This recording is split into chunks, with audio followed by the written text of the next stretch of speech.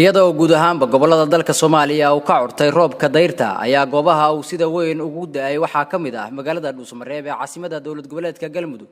roobkaani oo ah mid ay ku diirsadeen bulshada caasimadda ku dhaqan balse roobka ayaa waxa uu saameyn ku yeeshay dadka barakacayaasha ee ku dhaqan caasimadda dawlad goboleedka Galmudug kuwaasi oo ka soo barakacay deegaanada ay maamulaan ururka Al-Shabaab qaar ka mid ah dadka qaxootiga ah oo aan ku booqanay goobaha ay ku sugan yihiin ayaa waxa ay ka hadleen saameynta uu ku yeeshay roobkani waxa ayna ka codsadeen maamulka Galmudug iyo hay'adaha samafalka inay la soo gaaraan gurmad degdeg ah roobani da'ay galalo balbaleen meelare joodariya biyo ka dhax jaraan hatib meela sabareeni darbiga hani dumi halay biyo ka jarno waa ka nin bari meelare ay fadaan dalii dibid muslimiinta Dhuusamareeb dadka roogan walaanin ku sama fadaan wana ka baqni waxa uu gal weyn anta nagu soo dima markii darbigu soo dima kaso ka baqnay barxada soo baxan roobka alxamdulillah maanta ma sha dhax faran oo noo jeedin walaalaha muslimiinta magaalada Dhuusamareeb joog inta na qaan qabtaan oo na soo booqadaan anoo imaada wax maanta anaga haysana mala ila taariisa ka dib muushadana caruurta waxa u baahanay hay'adaha samafalka anta safiican oo gacan qabtaan u baahanay oo na soo booqadaan oo imaadaan algadoomiyaha degmada anta noo imaadana soo booqad maanta u yeelana ark aad iyo aad baa ugu mahad celinayna qofkii noo imaad dhalinyarada saaka noo imaatay aad iyo aad baa siin ku mahad celinayna sharaf badan naga mudantay ilaahay idinkiis waxaan leenahay duruuf awgeed ayaa meesha ku soo kulmisay dhibaato badan meeshan kala kulmeen xalay waa u jeedaan barwaaqada ilaahay uu keenay habeenkii ugu horeeyay ahayd waxay kala kulmeen dhib badan xalay 12 meeshaas laga masaxan dadka meeshan ku nool gabar Soomaaliyeed ugu deeqday inay meesha isku urursadaan oo ay u hooyadaan oo dariska la ah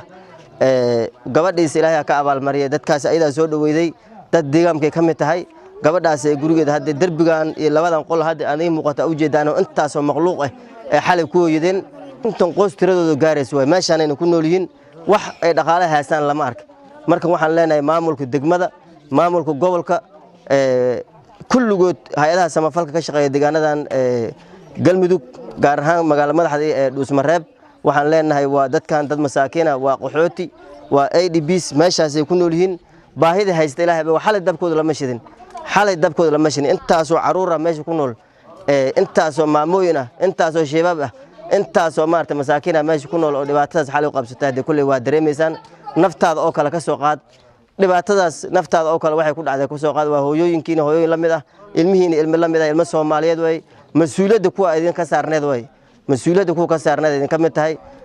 waxaan leenahay walaalaha muslimiinta ah ku nool magaalada Dhuusamareeb ganacsatada ururka dhalinyarada hay'adaha samafalka kulligood u soo gurmadaan leenahay dadkan dad walaalihiin way dhibaataysan biyahaas meesha u jeedaan xalay ku dhaxsadeen dhax bariyeen roobku xalay da'ay ilaahay hanoo siyaadiyay waa u jeedeen meesha la eka tankiisa awoodiisa kulli roobkaas banaankaas ay waa fadhiyo ku daay labada qol waa ka baqeen ama idin ku soo dhacaan bay ka baqeen darbiga qaar waa u jeedaan waa soo dumay biyi markii ilaahay barwaaqadiisa maata qaar kamiro soo dumay dhalinyaro meesha jifto ku soo dhici gaaray darbigaas uu soo dumay hiniina oo ka arkaysan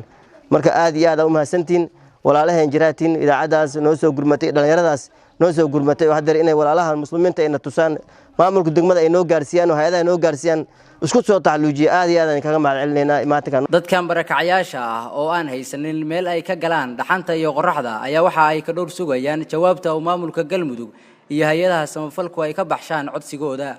Cabdifataax Yuusuf Maxamuud Cabdifataax Fiyaad Sahan TV Dhuusamareeb